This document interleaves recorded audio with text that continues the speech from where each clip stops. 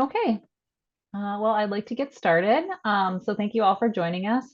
On behalf of Biocytogen, I'd like to welcome everyone to today's webinar. We're very excited to provide some insights into the capability of our nanobody technology platform here at Biocytogen. I'm Jenna Frame, Senior Manager of Scientific Communications and Marketing at Biocytogen Boston, and I'll be moderating today's webinar. I'm joined by our speaker, Dr. Benny Young, who's currently the Chief Scientific Officer at Biocytogen. Dr. Young has nearly 20 years of immunology experience and has been leading the antibody drug discovery team at our headquarters in Beijing since 2016. We really appreciate Dr. Young joining us live from Beijing as it is very late. So before we dive into the presentation, I'd just like to remind viewers that the Q&A box is open for questions, and Dr. Young will address questions after the presentation concludes as time permits. So without further delay, I'd like to invite Dr. Benny Young to begin the presentation. Okay, thanks, Jenna. And nice speaking to everybody. And today I will introduce a model called the RenNano, which we basically generated a year ago. And now I think we have sufficient data. And I would like to tell you a little bit about how this model works. And I would also like to share some of our recent data and to show how this can really accelerate the drug discovery and the new modality development. So still, I was thinking the first thing I would like to share is for those who probably know a little bit but not too well about Biocytogen. So Biocytogen is a company established in 2009. And actually, we started the company in Massachusetts, United States, but now today our headquarters is set in Beijing. So we are public companies, and we had IPO on the Hong Kong stock market in 2022. So it's we consider as a medium-sized biotech companies. So today we also have labs and office in different places all over the world. So we have labs in Boston area, San Francisco, and we also opened our office in Heidelberg, Germany. This is because most of our revenues is generated in the United States and Europe. So we would like to serve our customer better. So for Biocytogen, so we provide a lot of research tool for academic and also for the industry field. So we are known for having all kinds of humanized mouse models for different targets. But today I would like to focus on the mice. Actually, it's a different ways to using gene-edited mouse for drug research. So mice is a set of gene-edited mouse for generating different kinds of antigen binders. So either for monospecific antibody or bispecific antibody, and we can also generate probably not only B cell receptors but also T cell receptors for the antigens. So the mice, the unique thing about the mice is all these binders are fully human. So we modified the locus of mouse B cell receptors or T cell receptors and replace that with the counterpart from the human. So the good thing about that is once you generate fully human binders, you don't need to do like humanization work anymore. So this I think it's good news for all research. So since we have the first member of the mice, the map back in 2020, so I think what we can do really more ambitious is to generate more binders which are ready for use for the field. So for this, what I mean is we selected more than 1,000 targets, druggable targets. Most of these are extracellular targets, either soluble proteins or the surface receptors. And we think those are the ones have potential for being targeted by monoclonal antibody, or they can be probably targeted by antibody-based therapies. So most of these targets do not have existing antibody, and if you want to do research on those, you have to rely on CRO companies, or you have to rely on internal antibody discovery unit. But this really is not takes time, and also I think it's really impeded the research, and also it's not convenient for all the projects. So what we did here is for the last 3 years, we initiated a large effort, which is to generate binders using the RenMice platform for all these 1,000 targets. So we are very happy to announce last year so that we already got about 500,000 binders, fully human binder for these targets. And this is considered a large library. And we are collaborating with many companies who are interested in using testing these binders in their projects. So basically, we have a research team which we using this antibody, fully human antibody, to see whether we can find some first-in-class or best-in-class potential drug. And we already have some like assets in the clinical stage. But most of what we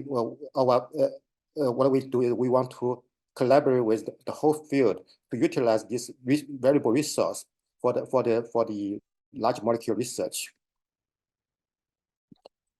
So just give you just one slide to overview of all the RenMice tools. So this basically considered a set of unique fully human gene replaced animals, replaced mice. So the first one, the basis for the whole platform is called the RenMap. So RenMap is a fully human antibody mouse. So here we replace the heavy chain and the light chain of the mouse gene with the human antibody genes. And this also is the only fully human antibody mouse existed in the world that has entire locus of the B-cell receptor locus.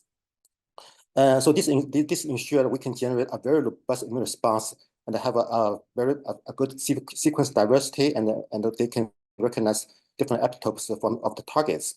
And we further want to see whether we can really take advantage of this tool, and then to facilitate the assembling of bispecific drug. So what we think here is we can introduce common light chain approach on the RenMap background. So all the antibody generated in this new mouse will have the same light chain sequence, but they have different heavy chain sequence. So that way you can easily assemble two different heavy chain from different targets and put it that and using the knobbing tool approach. And the good thing about that is what you got here is antibody Y-shape-like antibody, which has the same structure as the conventional monoclonal antibody. So in terms of purity or purification or any type of other work, you can just treat it normally. So this is, I think, what make the bispecific drug development much easier, because the platform is very robust, and you can treat it as like what are you doing with all the skills with monoclonal antibody. So we found we can further conjugate the bispecific antibody from the light with any like drug linkage and payload. And currently we're developing several bispecific ADCs that recognize two different tumor-associated antigens, and we have shown we can put either DXd like payload or the MME-based payload, and to kill the tumor cells in different experiment settings. But today I will focus on the nanobody, the RenNano, and I will show more background in the next several slides. Besides B-cell based therapy, so we also have generated the fully human T-cell receptor mouse, which recognize the tumor-associated antigen, usually are small peptides associated with HLA complex. So it's also the good thing about this is this TCR mouse also contains the entire TCR alpha and the TCR beta sequence, so they can generate the fully human TCR, and it has a broad repertoire depth. But another way to generate the antigen binder for the HLA peptide complex is using the antibody approach. So we can, instead of using the TCR, we can also generate the antibody recognized HLA peptide complex, what we call T-cell mimic platforms. And the last one is the Ren knockout. randomized knockout. So this is actually specialized for those difficult targets like so GPCR, which have a very small extracellular domain, and they're notoriously known for difficult for generating high quality binders. What we did here is for those targets, we want to we knock out the individual target gene on the randomized background.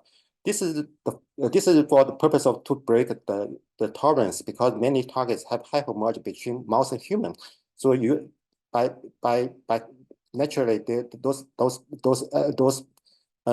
are susceptible for immune tolerance. But if you knock out the target gene on the randomized background, you are likely to get more binders, and that's actually what happened, in reality. So what do we actually? What do we want to do here? Really, we want to really take advantage of this whole set of new tools to accelerate the antibody drug discovery not just for our internal research, but for the whole field. So what we did here is to generate high quality binders. So what do we mean high quality is they have high affinity, they are fully human, so we don't need to do those tedious works anymore. But in addition, we also put the target knockout approach. So using those target knockout mice, so we can immunize individual targets and get many binders. And today we are using high throughput system to generate those sequences, and which in a couple of days. But in conventional, if you're using hybridoma approach, it takes months. So we are accelerating this the antibody discovery, but we're also not working on individual tasks. We want to working on all the potential targets. So about 1,000 targets. So it's become a high throughput antibody discovery and screening and routinely done in our company. And because we are using knockout approach, many of these targets can also recognize like a different species, like recognize monkey, and also many of these are recognize other animals like mouse and a dog. So this really allows us people to further do the screening and using different species. And for all the binders we generate in-house, we are doing typical standard analysis, including the binding test, the endocytosis analysis, and the cross-species analysis, and measure the affinity by the SPR technology. And we also do epitope binding using our newest machine from like Katera or Yako AK. And further, we can validate this screening those binders in all kinds of in vitro assays and also in vivo models. So Biocytogen provide us an array of target humanized mouse models or the immunodeficient mice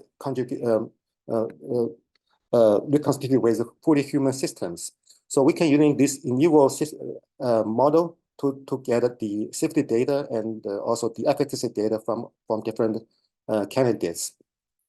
Also, to make it all the work streamlined, we also have an internal team for the CMC development. So we can develop the cell line, stable cell line in-house using the beacon system, and we're using also a good productivity cell called Chosen, which have been shown to generate a monoclonal antibody at about like 8 to 10 gram per liter. And also we can do we have in the past, we have done several projects, including monoclonal antibody and the bispecific antibody, and also bispecific ADCs internally, and also for the unit, and we finished all the upstream work and the downstream process work, and we make sure that those assets can be transferred to the external CDMO company for further development. So basically, at Biocytogen, I think we have the whole capacity for the early stage work. So I think what we provide here is a large scale fully human antibody library, over 500,000 antibody binders, fully human antibody binders for different targets. I think this can be the beginning of your own journey. So you don't need to worry about whether I can find a ideal binder or functional and high good developability for testing the idea and further pushing all the project to the clinical stage. I think this is really welcomed by the field because in the past 2 years, actually, we launched, we successfully completed many collaborations and assets antibody licensing to multiple MMC companies and also biotech companies all over the world. And I listed some of the company named here on the slide. Now, also, I think I will just now have the brief introduction of our company and our platform. I will jump into our today's theme, the RenNano, the fully human heavy chain only antibody transgenic mouse.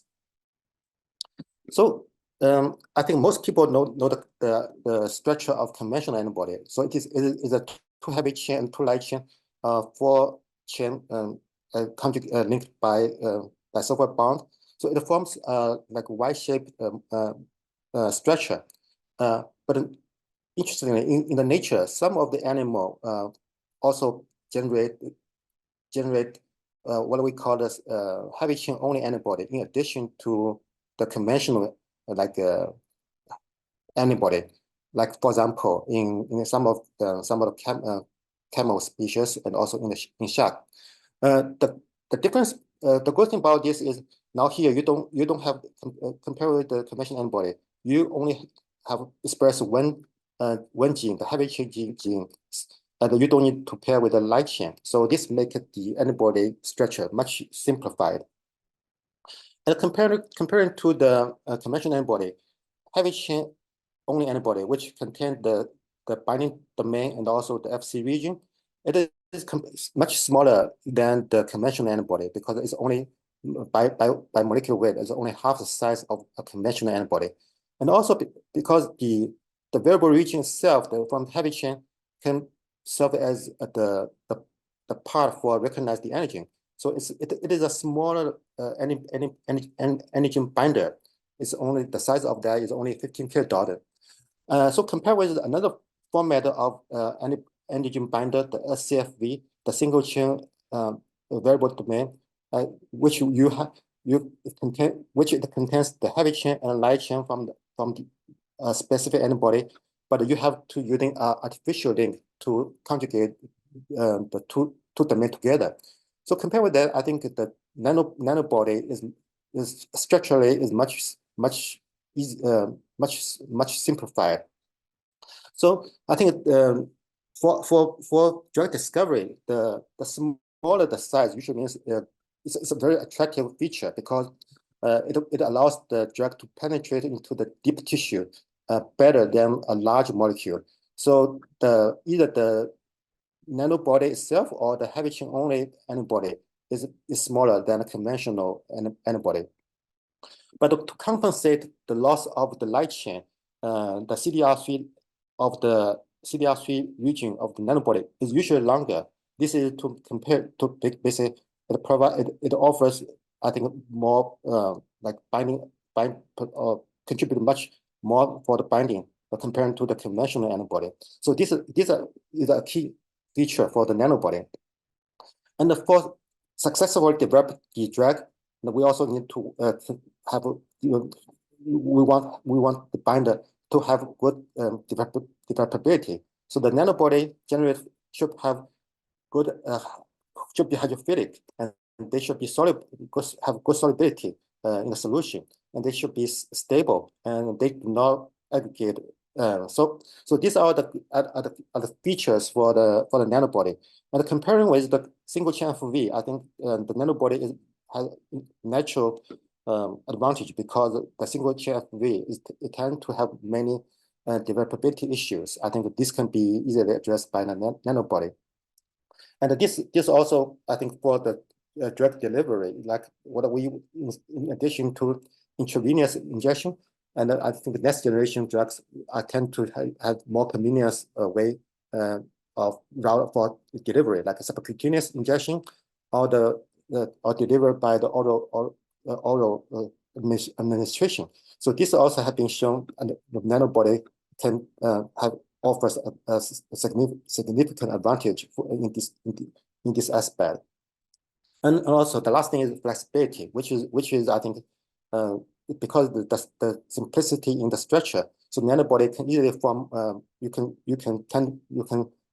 link multiple nanobody together in the same molecule to form a bispecific molecule or multifunctional molecules. And this will be much difficult to do if you are working with single chain FV. So compared with conventional antibody, the nanobody, not many nanobody heavy chain derived antibody have been proved, but there are several cases. So this has in the last several years, the regulatory agency have approved several nanobody drug for different indications. But all these single domain antibody or heavy chain only antibody are generated in camel and then followed by the humanization process. So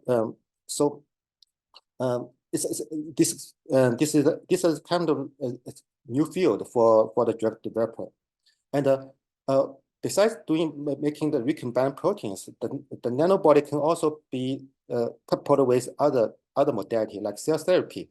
So instead of expressing single chain FV in CAR T cells, nanobody is more amenable for expressing in cell therapy. It's even you can express two different nanobody in the same cells and you don't need to worry about the mispairing of different heavy chain and light chain. So what do we do here from Biocytogen is we generate a new mouse model called RenNano. So if by the name you can tell what this mouse can do. But I want to show you how the structure of the design of this animal. So what we get here is similarly as our RenMap and the RenLight, we want to have the entire variable region from the human locus. So in the RenNano mouse, we started from the first amino acid from the heavy chain, the V genes, and to the last amino acid from the J genes. So this contains the entire variable regions, and we take out the carbon chain and light chain to ensure there's no pairing of the heavy chain with the endogenous light chain from the mouse locus. And also we modify the constant region, so the heavy chain not necessarily have to be paired with the counterpart from the light chain. And once we have this mouse, you can do regular immunization using different antigens, and this mouse will generate a monoclonal antibody like what we show here, the red one or the green one. So these are still bivalent antibody with the FC region, the normal FC region. But since the binding domain is only considered one one domain of the variable region from the heavy chain, so you can either express the heavy chain variable regions. It can bind to its desired targets. And then this also make the assembly of bispecific antibody easy, because you can put two different single domain antibody in one molecule by putting them by putting the linker between them, or like what we get for using common light chain approach. You can make 1+1 format bispecific antibody, but here without the help with light chain, and the single domain of the clone from the RenNano can serve as a binding partner, and this type of molecule can simultaneously bind two different targets, and also has a smaller size than a conventional antibody. So how does this mouse? What's new for this mouse? So if you look in the field, the whole field, there's only several fully human nanobody animals, including the harbor mouse, what we call the HCAb mouse, and the Canubel also generate the unit rat, which is also a transgenic rat, can generate fully human antibody. Crescendo also has a transgenic mouse. But if you look at the difference between the RenNano and all the previous players. One contrast is uh, the transgene we put it in the B cell locus. So what we did here is we put the entire this heavy chain locus, including 57 B genes and all the B genes and all the J genes in the RenNano. But all the other companies, what they did is they only put like 10, around 10 or 20, 20 variable regions in the mouse. So by that design, the RenNano mouse will generate more antibody sequence diversity than all the other type of animals. The other thing is what we did here is we did in situ replacement. So what we modified is the endogenous locus of the mouse of the IG locus, but the other companies really doing the transgenic approach.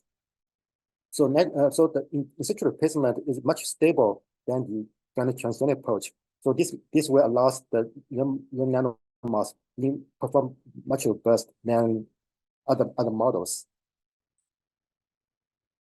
So now I think we have two different choices to generate single domain antibody. One is if you have access to the camel, and the other thing is RenNano. So why we go for RenNano? I think the first thing is you don't need to do humanization anymore. So whatever you got from the camel, and you have to do humanization to reduce the immunogenicity of these binders when they giving into the human. But for the RenNano, because it's not just single domain antibody, but it's also fully human.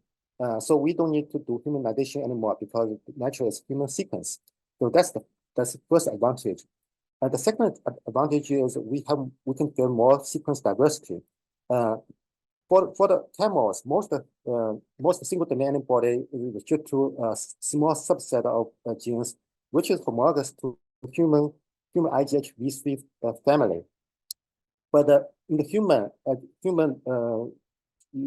antibody locus, there's seven families from 1 to 7.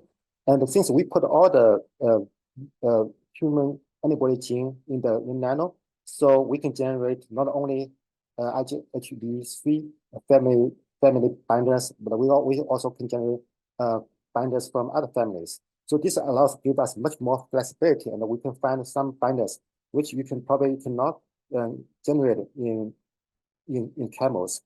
But there's also many other advantages, including it's much easier to handle mice. And we can raise mice in the lab, and we can do the antibody discovery in the next door. So at Biocytogen, we're using the Beacon system. It's a single cell antibody, single cell cloning platform. So allows us to generate the binder sequence in 2 to 3 days. So we can do all the things in the same building. But most camels are raised in farms, so you can do that, but it's just not convenient. So for the research, it is much easier to dealing with RenNano than the large animals. So to convince you, I wanted to show you some quality data. So the first thing is to show the B cell development is normal in the absence of light chain. So what I show here is we did a categorization of the RenNano mouse, and in comparison, we in the wild type animal and the RenMab mouse. And we show here by doing the staining, using CD19 to stain for B cell and CD3 to stain T cell, and looking at the spleen and the lymph node, we can see B cell develop normally in RenMab and also in the RenNano. And we further subdivide these B cells into follicular B cell and marginal B cell in the spleen using CD23 and CD21, and you can see we get two different populations here. The major population is follicular B cell, and the minor population is marginal B cell. And in the absence of light chain, the RenNano can develop normal B cells, and also they have different. It's like you can get normal subset from the white as what you can get from the white type. So RenNano mouse can generate normal B cell and in the absence of the light chain. So further, to show that they are functional, so we immunize the RenNano mice with different antigens. For example, here I wish we immunize a group of mice with transferrin receptor 1 for BB or the albumin 1, and for the transferrin receptor 1, and just after 3 rounds of immunization, and then we take serum to measure the titer, and then we can see they can generate very high titer, 10 to the fifth, after 3 rounds of immunizations. So the mice, those mice just only contain the heavy chain can generate good immune response. So just the next step is once we have confirmed that those mice has good titer, so we can sacrifice mice and take a spleen and then doing the load the cells on the beacon, and then to looking for those cells secrete the special antibody toward the antigen, and we can explore those cells and then clone the sequence of the heavy chain and then re-express that in a transient expression system. So in this screening for the transferrin receptor 1, so we are testing the recombinant antibody using a flex-based analysis, and we can see the x-axis show the staining from the RenNano-derived clones, and the y-axis show the EGLP, which is correlated with the antigen expression, the TFR1 expression on these the target cells. So we can see for most clones, we see a nice correlation like on diagonal. This shows the RenNano-derived antibody. So here we only express heavy chain in the kill cell. They can recognize the transferrin receptor 1, and they are functional.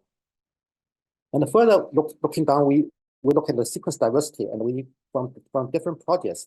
As I mentioned, the RenNano mouse if we look at the sequence V gene usage and the J gene usage, they are very diverse, and most of this sequence actually is coming from the VH3 family. But in addition, we found many VH4 family sequence, VH5 family sequence, and VH6 family sequence. So this is really, I think, different from the like the camel-based single antibody generation, which you're not likely to find those binders. And the fully human antibody usually has a longer CDR3 length from heavy chain, and that's what we also observe for the RenNano-derived sequence. But in addition, we find some of the sequence have extra long CDR3 length. This is also consistent with what we know for the nanobody derived from the camel. So they are fully human, and they do have the characteristics for the conventional nanobody generated from the camel. And further, we measure the affinity of the nano-derived binders. Here on this plot, we show the 68 binders from the RenNano, and these are for different targets, 8 different targets. And we subject this to the SPR-based analysis, and we can see on this plot, we see most of these binders fall in between a range between 10 to minus 7 to 10 to minus 9 more. So this is in the ideal range for antibody therapeutics development. So RenNano-derived binders have a decent affinity for drug discovery. On this slide, what I show here is the purity and the developability of RenNano-derived sequences. So here, we use the SEC to show most clones derived from RenNano show a single peak, uniform peak on the SEC. And if you compare with the conventional monoclonal antibody, you can see the elute time is longer. This is because those nanobody derived heavy chain derived antibody is smaller than conventional antibody, so they have longer retention time. And also, you need the HIC to measure the hydrophilicity, and the CIC to measure the non-specific interaction of the protein. We see they have a lower retention time, so this also perfect for the further development and or for the other CMC work. So the next step, I want to just using 3 different cases to show how give you more flavor on the nano-derived binders. The first one is transferrin receptor 1, which we also call CD71. So TFR1 is a important target for the neural disease development because one of the key difficult obstacles for getting the drug into the central nervous system is to cross the blood-brain barrier. TFR1 is considered is a good target to shuttle the cargo across the blood-brain barrier. So it is also a good target for for generating the binder to test the new drugs. So what we did here is we immunized the nano with TFR1, human TFR1, and we get many high affinity binder. And many of these binder not only recognize human, but they also recognize monkey and TFR1. So this will ensure the further testing, safety testing in monkey it can be done with these sequences. And we want to see whether we can this binder are functional for crossing the blood-brain barrier. So what we did here is in vitro assay. We did a surrogate assay to show the internalization of this molecule into a TFR1 positive cells.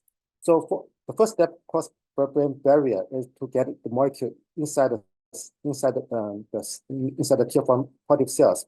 So we showed here. So with a product control, which this is a TFR1 specific sequence. It's a conventional sequence with called JR141. We know it can cross the blood-brain barrier. So we use that as a PC controls. We show multiple binders from the nano can be internalized into these cells at different levels. But what we further want to show is whether these binders can cross the blood-brain barrier in the real setting. So what we did here is we're taking a new humanized mouse model called transferrin receptor humanized model. So we injected the drug by IV, then we measured the drug concentration in the brain at different time points after we collected the tissues. So we compared the nano-derived HCAb. So this is bivalent antibody, and we compare with the product control here, and we also further compared the bivalent format of nano-derived binders with the monovalent binders, which have been further conjugated with DSP to see whether we can deliver the DSP payload into the brain. So we fractionated we take out the brain and we fractionated into the peripheral fraction and the different fractions, and we measured the drug concentration from different sequences. So this one shows the antibody concentration in the whole brain and also in the peripheral fraction of the brain, or just in the control. We show the antibodies concentration in the serum. So different clones we are tested in this experiment. In the JR141, which is the blue line, shows some level of accumulation in the brain, either in the whole brain or in the peripheral fraction. And we see some of the nano-derived binders have a higher accumulation. Like, for example, the highest one is the red one, the clone 16.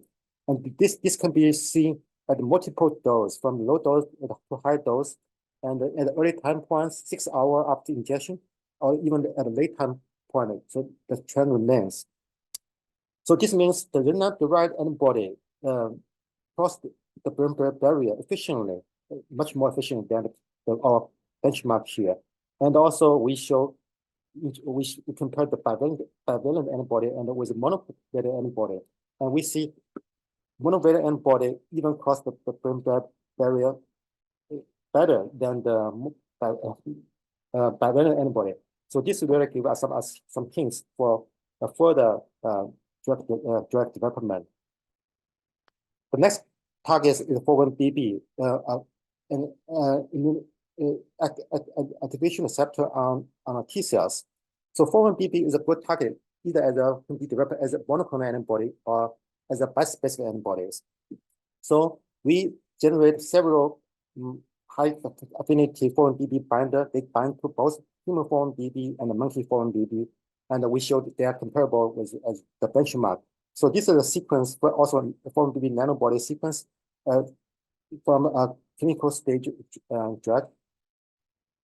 So we showed in the functional assay, so they can see these are reported assay expressing human 4-1BB on cell surface and with intracellular surface reporter.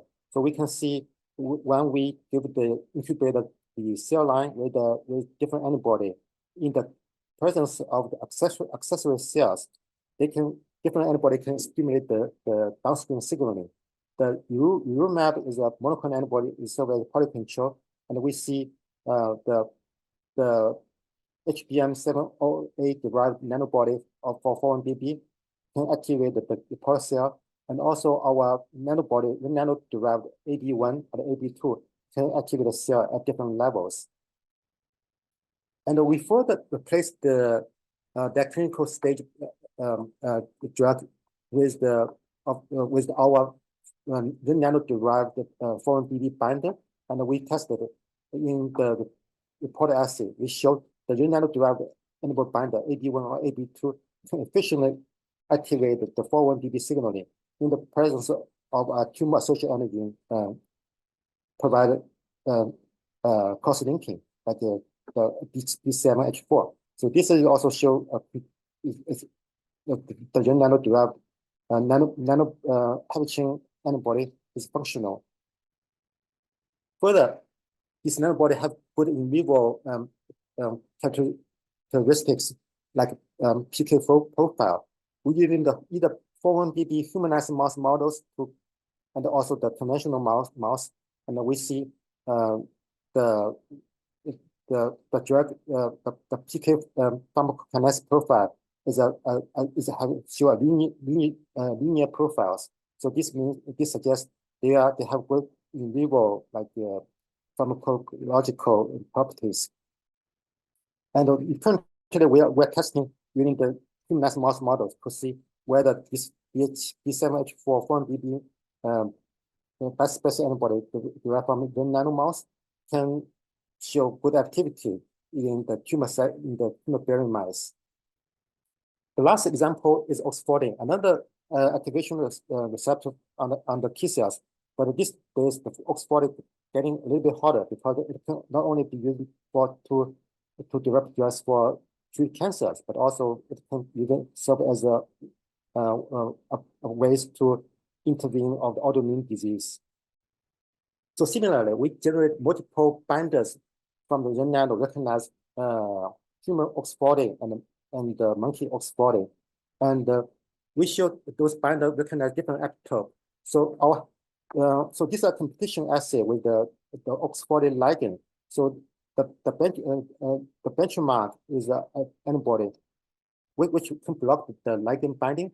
And in this competition assay, when we spike OX40 ligand and we put a different nano antibody, so some of the antibody like AB1, it can block the ligand binding, but the other antibody, other clones like AB5 will not block binding. This suggests they bind to the different epitope on the OX40. So this can be further validated within a reporter assay. Then, regardlessly, they bind to which epitope they bind. In the presence of cross-linking, many of these binders can activate the OX40 signaling. So this suggests the binding epitope is not necessarily correlated with its functional activity. So I think I have showed some data from 3 different projects, but we are currently we are not restricted to only a few targets. We launched Nano-100 last year.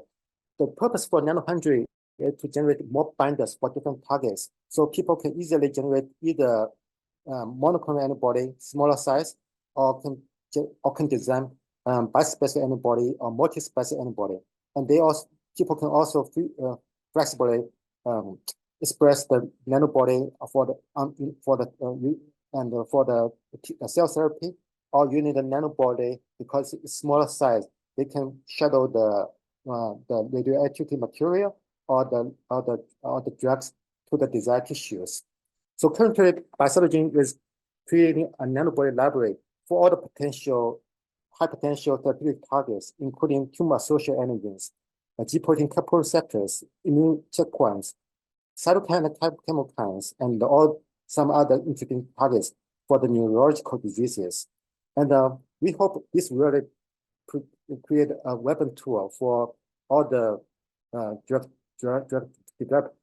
developer. And we hope if you're interested in nanobody-derived drugs, we are happy to collaborate with you for your research.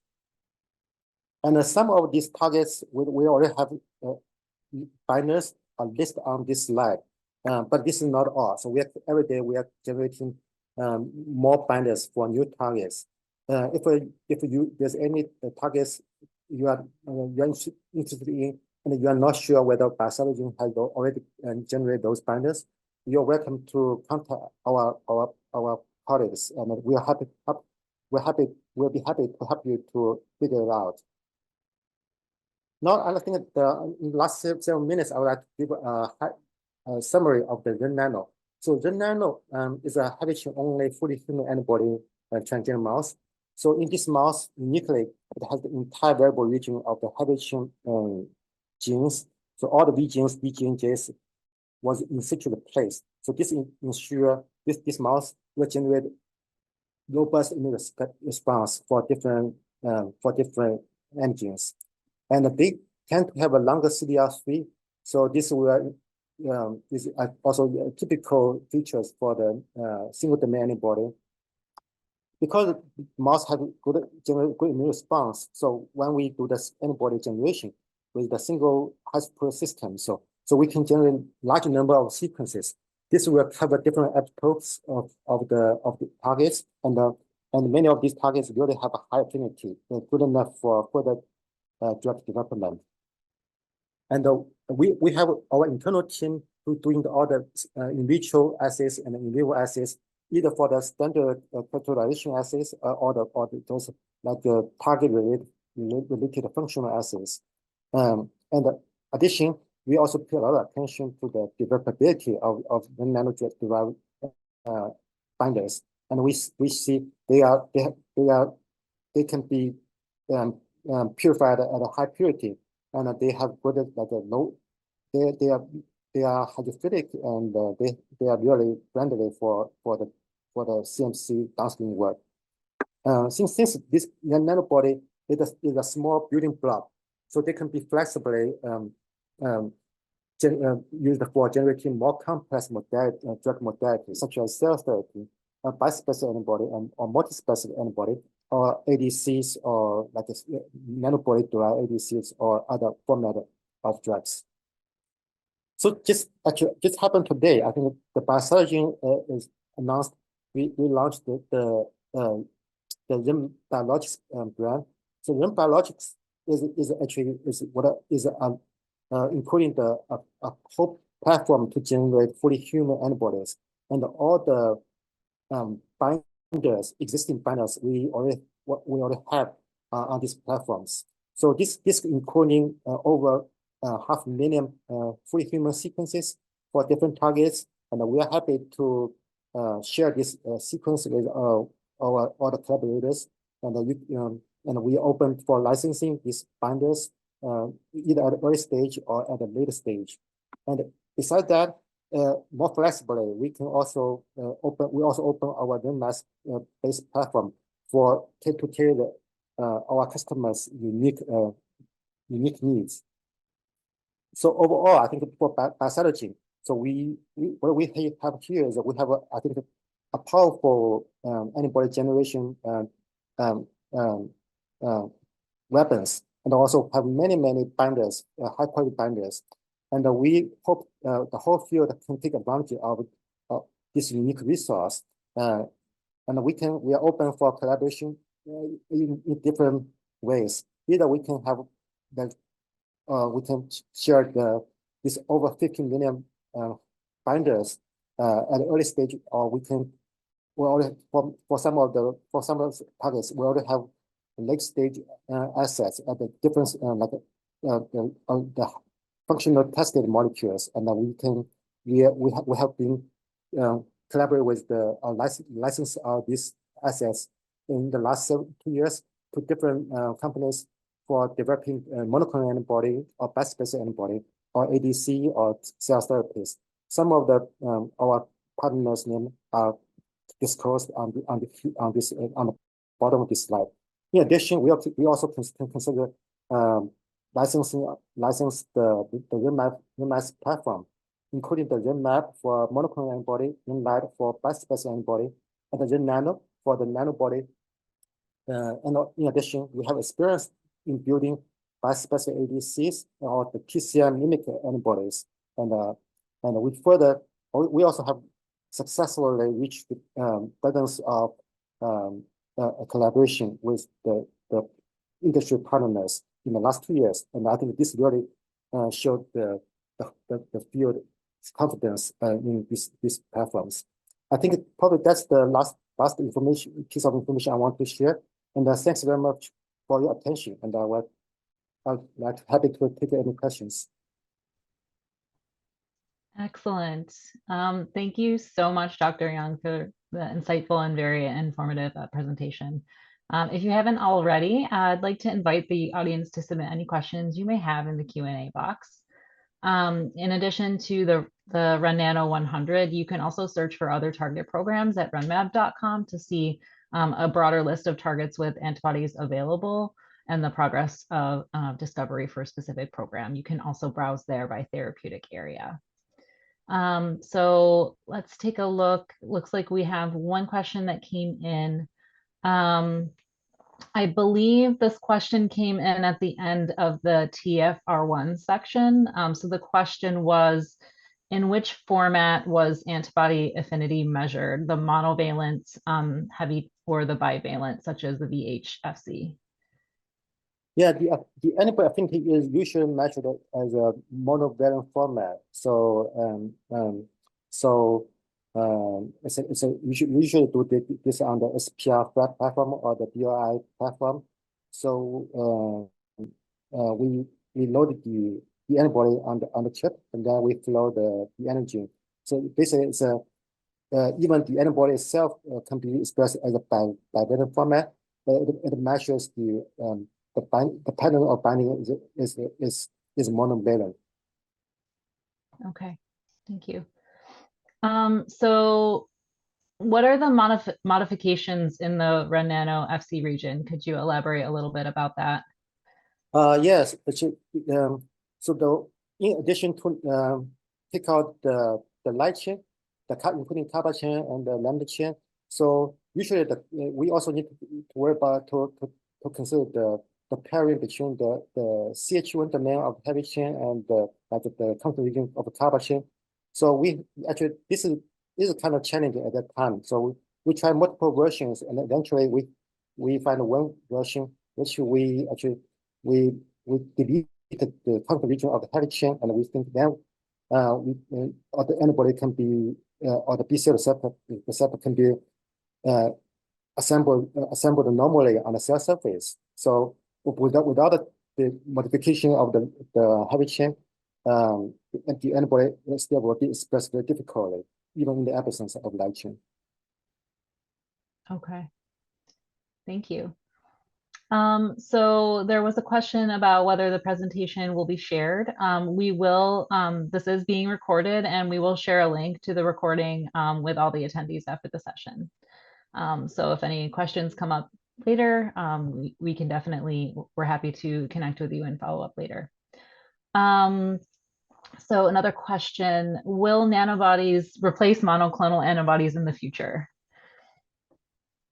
I think a nanobody will be used more widely in the future, but I won't say it will replace the conventional antibody because every format of antibody has its own values.